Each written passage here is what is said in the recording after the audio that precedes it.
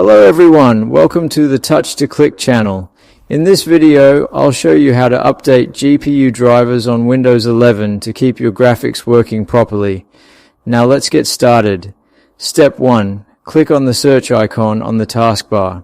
This tool helps you quickly find apps and system settings in Windows 11. Step 2. Type Device Manager and click on Device Manager from the results.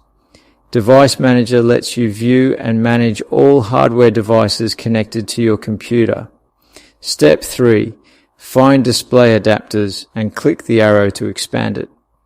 This section shows the graphics card installed on your PC. Step 4. Right-click on your graphics card. A small menu will appear with options to manage the device. Step 5. Click Update Driver. This option allows Windows to check for a newer driver for your graphics card. Step 6. Click Search automatically for drivers. Windows will look for the latest driver available for your device. Step 7. Follow the prompts to install the available driver update. If a new driver is found, Windows will download and install it. Thanks for watching, and please subscribe to the Touch to Click channel.